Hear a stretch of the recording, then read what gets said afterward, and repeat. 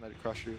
Well, Newbee coming into this draft, in their last 7 drafts, they had first phase 13 different heroes, and they're continuing that.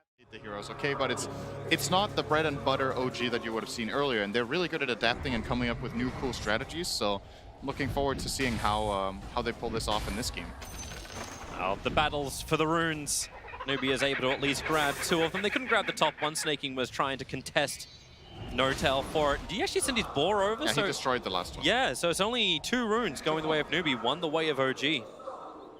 That could have almost been 3 for 0 if I love how all Nortel didn't get the rune. Like we had an undisclosed person who was up here before, but all the goofy flags is all the icons of OG that they're running, and it's just like every different pose that Goofy can actually take. To wait and see who becomes the true carry of it. And yeah, he is what is going to keep the fights together. Because if they don't sustain long enough, they can just get killed off by burst. Really thinking about diving CC&C. He's got 3 quill spray stacks up. Top's going to come underneath the tier 2 tower. And maybe a little bit too deep. Is there any support that wants to TP over? CC&C feels like can go back in for a little bit more. Hit him with the tree. Thompson's so low, but CC&C still with the 3 quill spray stacks. The tree toss. It's so much damage, but not enough. 29 HP. And CC&C has to move to the north side of the tower. This is why we always keep our eyes on mid. Thompson's trying to deny himself to this neutral camp. CC&C's coming over. He's got toss available, but all right, Alphas win. That's a long death timer though. He's down for 25 seconds. CC&C right now I think should be nuking out this wave and suicide to the tower. That way he gets all the experience and gold here and gets back to lane with full resources. I hope he's going to make this exact play. He's buying a bottle. And I think well, he's just going to kill himself. Yes, perfect. This is the best play he could make. Thompson fortified, probably just to make sure that CC&C can't get every single CS there.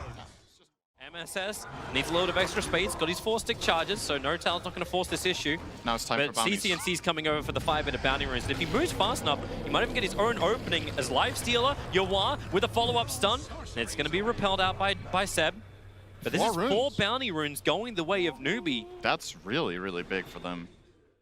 Bristleback. Not so good against the IO, of course, but maybe he can buy a pipe. They're ganking up on top. At the same time, Nortel and Ana are coming into the tier 1 tower. This smoke maneuver from Pylai and CC&C. This could be really punishing. If they can kill off Ana at the beginning, he tethers back. Actually, Nortel's the one being slowed down. CC&C, he really wants to kill off the IO. He doesn't want the ET. Ana is the primary target, number 1. Nortel puts him to sleep. CC&C moves just out of range for it, and he'll come back in with the stun. But no, Ana tethers away to safety. Now Nortel brings in this plus 160 damage to dissuade Newbee. The failed rotation from Newbee is going to cost them. They really wanted that kill on Ana, but the positional play from OG just too good.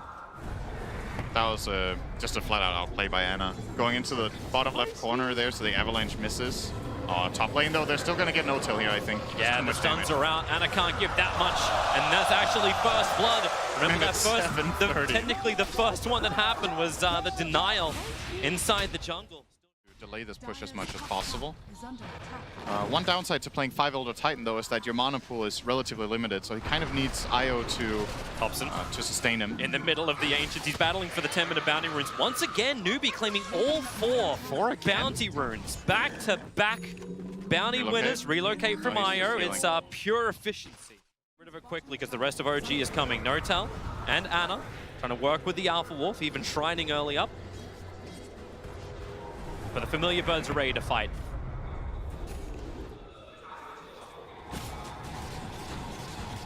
And they do not want to give Ana this room to breathe. And MSS even looking to steal the camp. Now Nortel actually on bottom lane too, but the stun, it comes in towards the Elder Titan. The nuke damage is a little bit faster. Yawar able to just get himself away. Thompson underneath the tier 2 towers in pretty deep if anyone wants to try and contest that. But I don't think OG are going to look to do anything, really, until IO is level 15. So level 15 IO with Axe, the faster the better for them. Smoke up on mid, fortifications trying to let OG's wave push in a little bit harder, but then wrapping around the back, the ET splitter, it's all going onto the Tiny, but CC&C will tank it up, they chain them together, Jirac dies so quickly, Nortel's going to join him as well, the GA from Seb, it arrives, but it's so late, and now Thompson, this chain stun just continues to go on, the GA will wear off. Most of the abilities already been burned from Newbee. The tower still brought down as well. That went to Thompson. Good luck killing the Bristle with Omni next to him. Yeah. That's a little harder. There's double damage. Double damage. But that entire fight happened without the lifestealer, without the IO. The two are still on the polar sides of the map, having their own play. CC&C. And Thompson's going after him. 4 Quill Spray stacks, Familiar drop 1 and 2, creates a little bit of space. Stun time doesn't last long. And well, there is no stun available to stop CC&C's TP out. OG still got the mid tower though, which is nice. Like, even if their heroes aren't particularly good at taking team fights, which was somewhat apparent there unless they're all together, they got the objective that they came for. And they're willing to lose 2 supports for that. Grimstroke's in a little bit of trouble underneath the tower, looking for the stun for Thompson.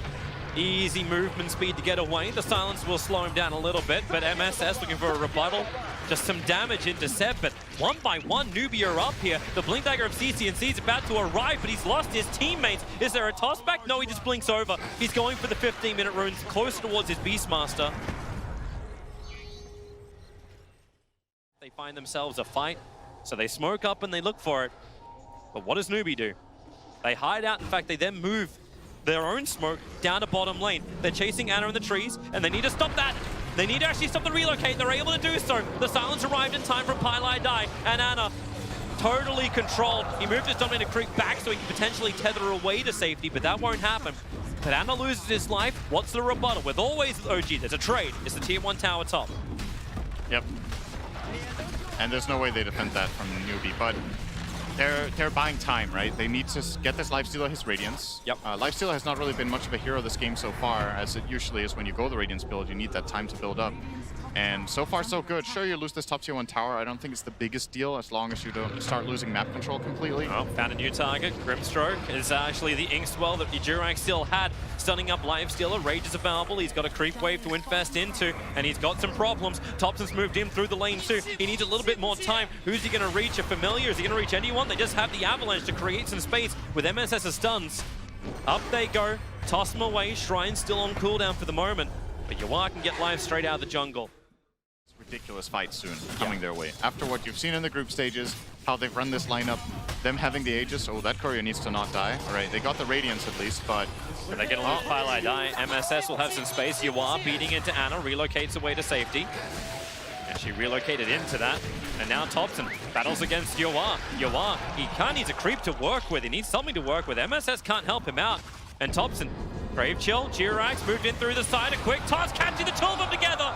They just keep buffing up Thompson. Not even a ridiculous team fight. It's just an easy play where Thompson knows just how strong he is. Grabs the creep wave from up on top. You pull it towards mid as well. They'll take the tier 3 tower. And there's no reason why you need to back up.